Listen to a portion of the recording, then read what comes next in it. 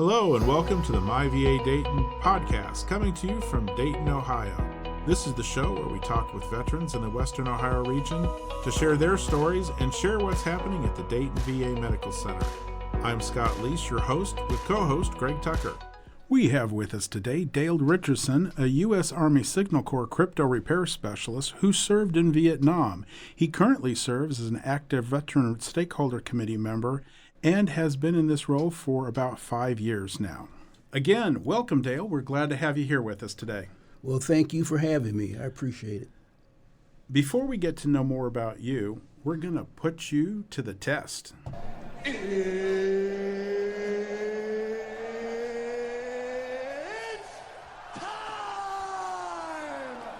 That's right, it's time to play Don't Tell Me, I Think I Know That. This is the game where we put our guests to the test of their knowledge of military trivia. It's also a game where our listeners can play along to see if their minds are mired in mounds of military minutia as ours are. Are you ready to take the challenge, Dale? Yes, I'm ready. All right, fantastic. Well, your first question is, what is an Army cryptographer? Would it be A, a money manager, B, manager military security information, C, pizza manager, or D, coin changer? That would be B. That is the correct answer.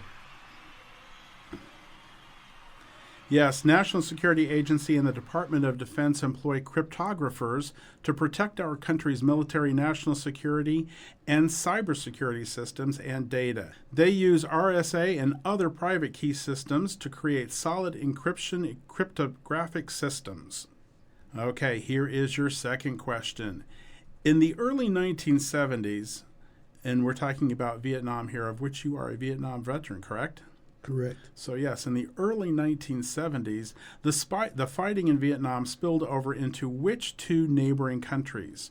Would it be A, France and Germany, B, Guatemala and Nicaragua, C, Laos and Cambodia, or D, China and the USSR? The answer is C, Laos and Cambodia. That is correct. Now, here is your third and final question. You're batting 1,000. Let's see if you can go all the way. Which military decoration was awarded to nearly 352,000 servicemen who served in Vietnam? Would it be A, the Flying Cross, B, the Red Cross, C, the Bleeding Heart, or D, the Purple Heart? D, the Purple Heart. That is right.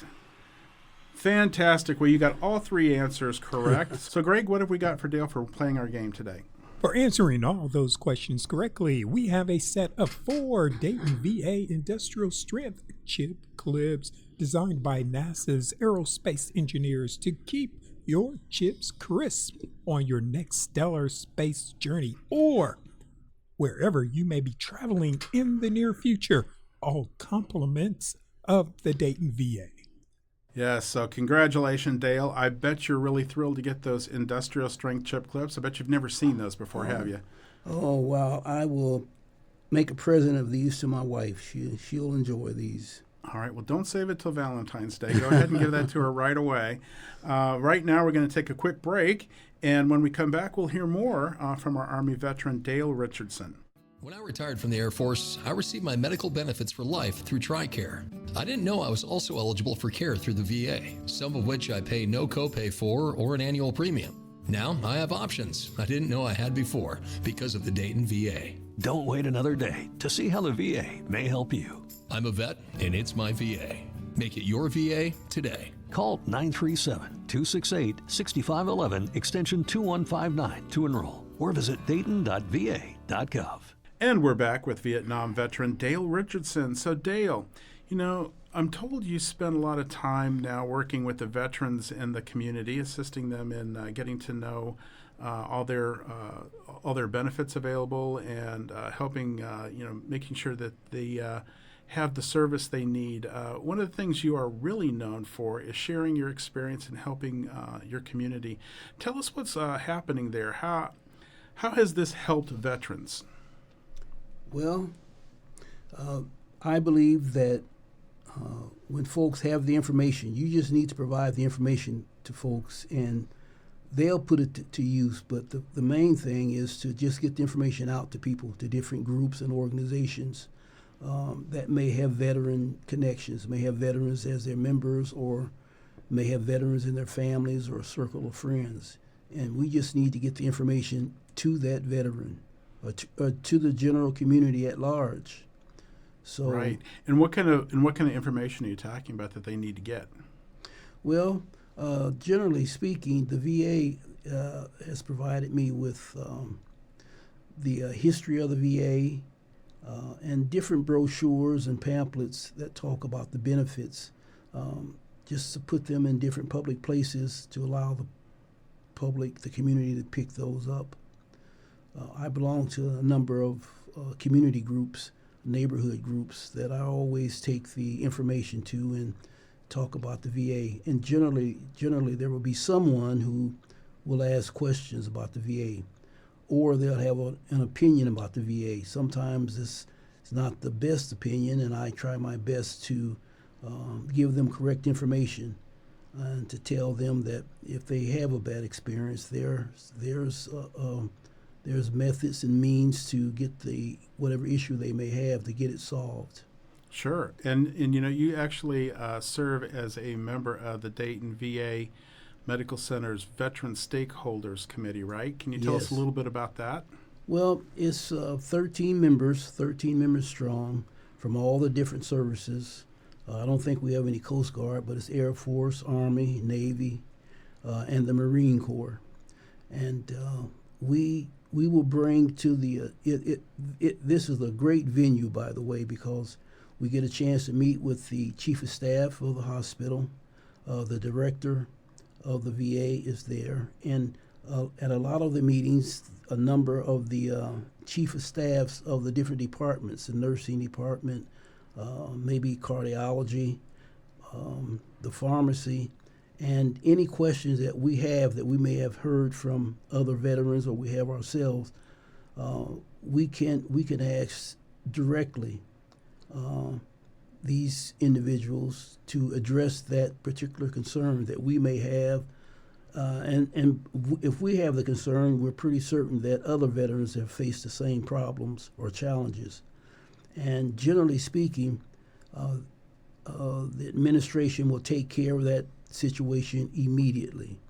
I'm very, very pleased with the response and the support that the So you're really kind of like the eyes and ears of the Dayton VA leadership out there, with a direct link to those veterans in your community, right? Absolutely. So tell us some of the kinds of things that you've taken forward to the leadership that have had an impact. Well, I remember one distinctly. When you go to the pharmacy and you have to go in to see the pharmacist, you get your number and they call you into the room. Well, the doors sometimes wasn't wide enough for a vet in a wheelchair to get in. So they reconfigured, did a makeover of that area. And part of the makeover was making the doorways wider. And there's just a number of things. Are there enough handicap spots for people coming to prime care? Maybe even potholes in the road. And sometimes there are complaints that we would bring forward about how maybe an aide or a nurse spoke to or administered service to a veteran. We would bring that to the attention of the administration. Right, and it's really great because you're actually providing some fantastic feedback directly from those veterans who may not come forward themselves. But do you ever hear compliments from folks that you forward on to the leadership? Well, most of what I hear from the veterans that I associate with would be compliments. Most of the veterans that I talk to speak very highly of the VA and the service that they receive. I have a friend of mine who, him and his brother both were in Vietnam, and they both received services from the VA, and they're very, very satisfied with the service that they've received. Right, and so with the new PACT Act that has been signed into law this last fall, Is there a lot of questions or concerns or information that you're actually relaying to the veteran community about those new benefit opportunities? I'm just trying to make them aware that it has been passed and it may be some benefits that you may be eligible for. I have a couple of nieces who were, well, one niece was in one state, stateside, the other was in Iraq, Afghanistan, and exposed to the burn pit. And I've encouraged her to look into that to see if she qualifies for any benefits and given her the PACT information. Absolutely. And for our listeners who may not be aware of PACT Act, as that's the Promise to Address Comprehensive Toxins Act that President Biden signed into law this past fall, and the Secretary of the VA has made it a promise that we're going to contact every single veteran out there and make sure that they are aware of those benefit opportunities, that they need to file a claim if they have been in a theater of operation where they might have been exposed, and certainly if they have any presumptive conditions that would qualify them for VA benefits. And oh, by the way, that's not just VA healthcare. That's actually compensation, pension, et cetera, that we could actually say that you're getting more than just healthcare. You're getting the full range of VA benefits as well. And for those who have an interest in learning more about that, they can certainly call us at the Dayton VA campus, but you can also look up information right online at the PACT Act website that has all that information about the different theaters of operation and the presumptive conditions. And that website is www.va.gov/PACT. And again, it's www.va.gov/PACT. And again, it's the Promise to Address Comprehensive Toxins. And I know that, the stakeholders groups and the VSOs and other organizations out there are working very hard to ensure that our veterans become aware of this new legislation and the opportunities. And Dale, I want to thank you as a stakeholder to help get that, for all your efforts for getting that information out, talking to your relatives and beyond. So, well, I appreciate it. Thank you. So tell us also, if you could, what has been the most rewarding experience that you've had as a stakeholder? Well, I am a volunteer with the VA, and my volunteer assignment was at the hospice center, hospice and the nursing home. And just being able to sit and talk with some of the hospitalized veterans has been so rewarding, to listen to their loyalty and patriotism, their service to their country in World War II, Korean War, and Vietnam. It's just been so inspiring to know that America has such dedicated sons and daughters, because I've spoken with a number of female veterans too at the nursing home and hospice center. Right, and this actually is Women's History Month that we're actually celebrating, and I believe the 100th year anniversary of the VA caring for women veterans.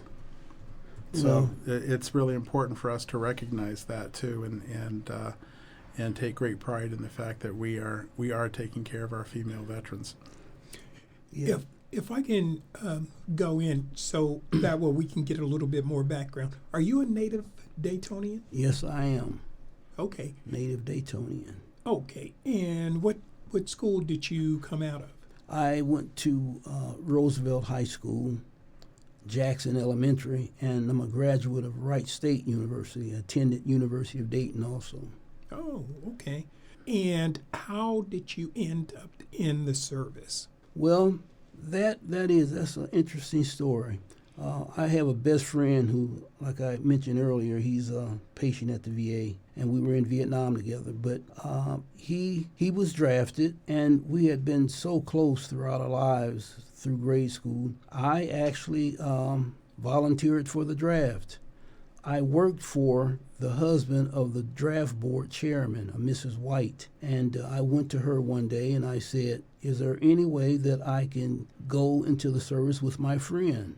And she said, yes, there's a program or a part of the draft that you can volunteer for the draft. I was scheduled to be drafted in September, but I went in July to be with my friend. So that's how I ended up in the service. Now, why the Army versus the other branches? My friend was drafted into the Army, and I just followed suit. My father was in the Navy, and I'm not very fond of water. I wouldn't go into the Navy.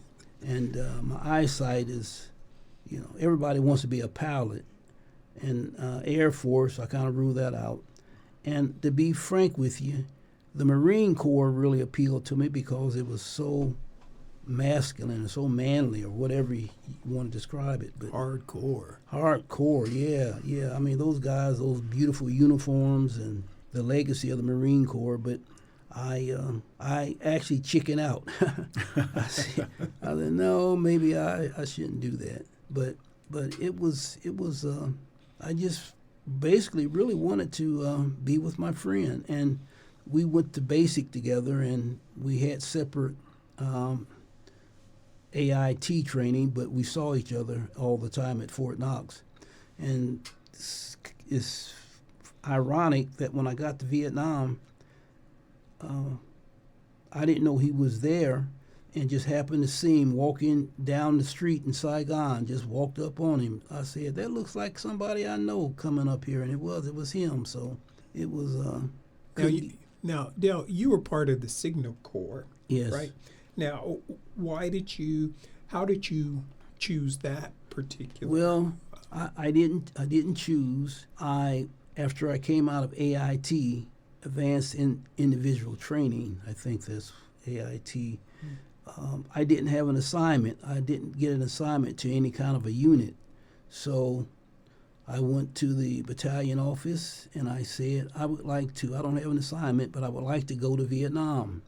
And they just happened to have an opening for a clerk typist in a signal detachment, the 49th Signal Detachment that was being formed to go to Vietnam, and they assigned me to that attachment. It was 14 of us, and we got to be pretty close. We literally began a unit. We started a unit, and just as 3 or 4 months went on, we brought in all the repairmen, the officers, all the staff that we needed, and just seeing those guys come in and being assembled and us working together and knowing what our assignment would be, it was very rewarding.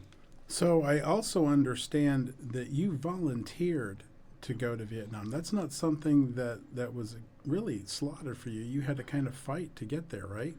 Yes, it's and that unit was being formed to go there with their crypto repair unit. It was a crypto repair unit, repairing crypto signal machines.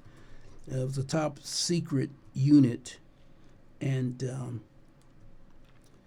that's just where they assigned me. I told them I wanted to go to Vietnam, and I guess they looked up and to see where they could fit in a clerk typist, and they put me into the crypto unit. The rest is history, I guess. All right. So we're going to take a quick break now. When we come back, we'll hear more from Dale about his experience with the Dayton VA.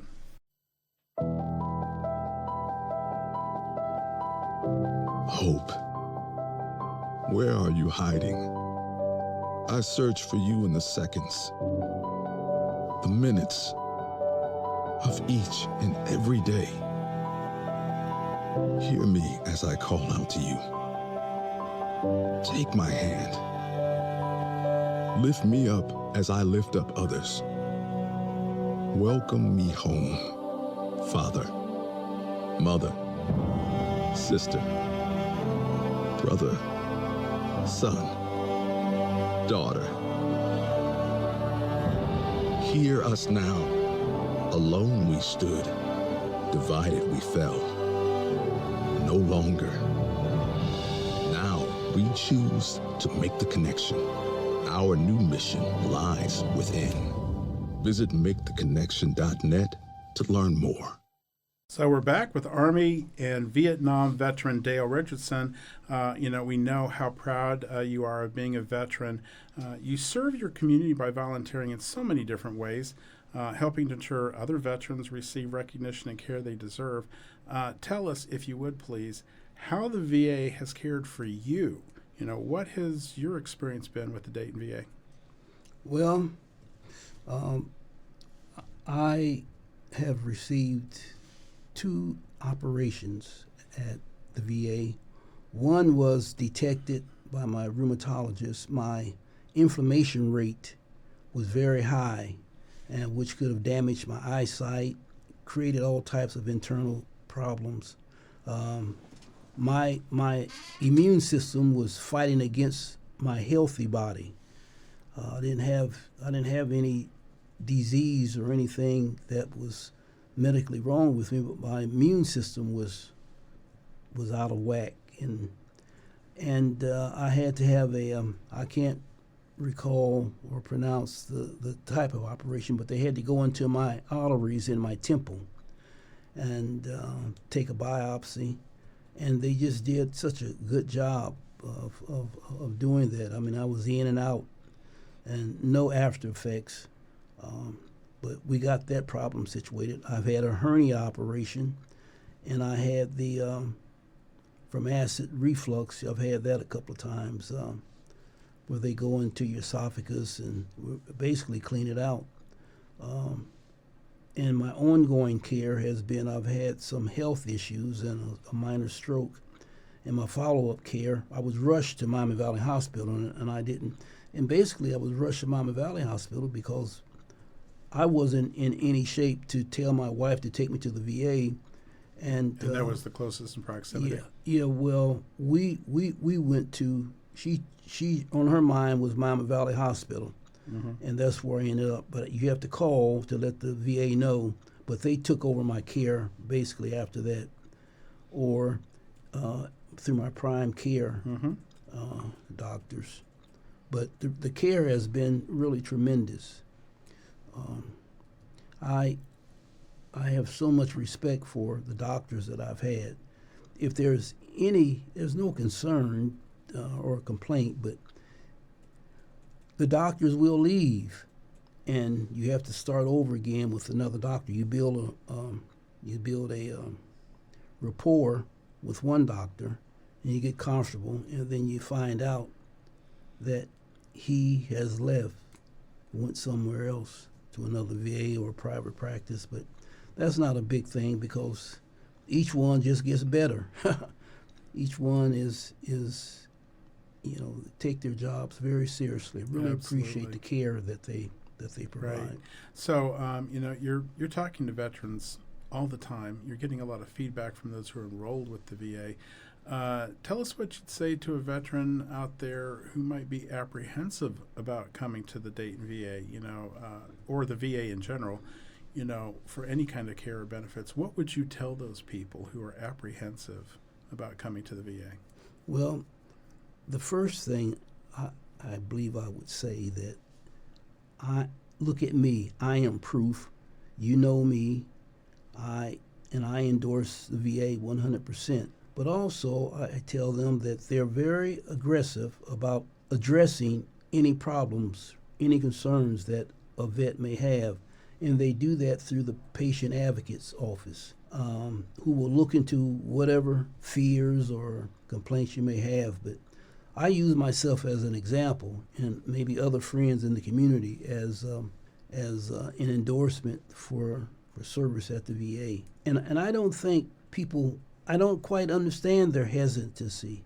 For instance, well, it depends, I guess, on the individual, because I live about 2 blocks away from the VA, and it's very easy for me to make access. 5 minutes up the road, and I'm there. So it's not a strain for me. I don't have to travel miles to get to the VA. Right. And, I think that's a common misconception also, because when people hear the Dayton VA, that's kind of misleading, because sometimes they aren't even aware that there are community-based outpatient clinics in Lima, Middletown, Richmond, and Springfield, and in the main medical center there in Dayton. So in our 18-county catchment, we're pretty well covered that you're really never too far away from care from the VA. So, thank you for actually, bringing that up too, that, you only live a couple miles away. It's convenient for you, and a lot of people don't realize it's actually pretty convenient for anybody, because, it's hardly anything more than, at the very most, a 20-minute drive to the VA for care. And so I just want to make sure that everybody is aware of that as well. But, I want to take some time here real quick to thank you again for coming out and sharing your experiences with us, Dale. It's been a great story that you've had to tell, and we love hearing about your experiences throughout your military career and with the Dayton VA Medical Center. And thank you for your service. Thank you. I pledge allegiance to the flag of the United States of America.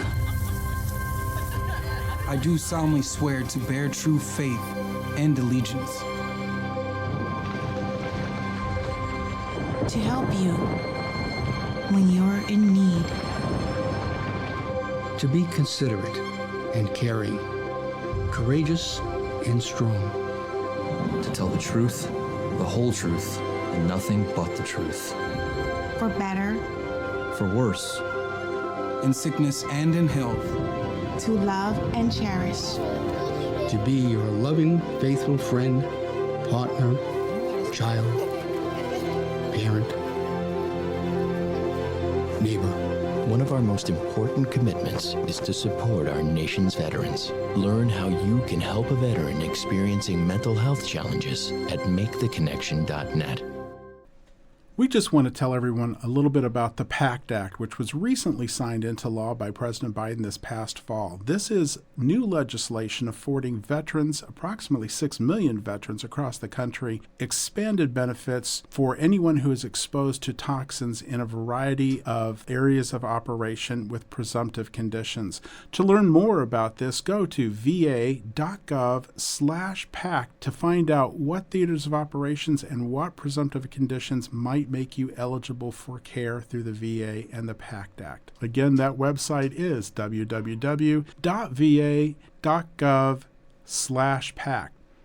I was in the military. I didn't know that when I left, I was eligible for health care through the VA. I thought you had to be disabled or have been wounded. Another vet told me I should check it out. Now, I have the care I need at the Dayton VA. Don't wait another day to see how the VA may help you. I'm a vet, and it's my VA. Make it your VA today. Call 937-268-6511, extension 2159 to enroll, or visit dayton.va.gov. We want to say thanks again to our special guests for taking time today to share their story. We truly enjoy hearing stories from veterans from across the region and learning more about how they found care through the Dayton VA Medical Center. And as always, we want to thank our listeners for joining us and remind them, if they are a veteran and are not enrolled, to enroll with the Veterans Health Administration to receive health care benefits through the Dayton VA Medical Center. It's easy and it doesn't cost a thing. You just need to be a veteran. The simplest way to start enrollment is to call our enrollment and eligibility office at 937-268-6511, extension 4105. They can schedule an appointment for you to come to the Dayton campus or help make an appointment at one of the surrounding community-based outpatient clinics located at Springfield, Richmond, Lima, and Middletown. Again, that number is 937-268-6511, extension 4105. Veterans may also enroll by visiting www.choose.va.gov/health. While there, you can choose from applying online or by phone or by mail. It's just that simple, really. As I said before, it doesn't cost a thing to apply. So what are you waiting for? Call us today. Or if you know of a veteran who is not enrolled, have them call to start taking advantage of this benefit. If you're a veteran, it's your VA. Sign up today. Join us again for another episode of MyVA Dayton with the Dayton VA Medical Center. Our episodes drop the 1st and 15th of each month. I'm Scott Leese with your co-host Greg Tucker. Thanks again for listening to MyVA Dayton.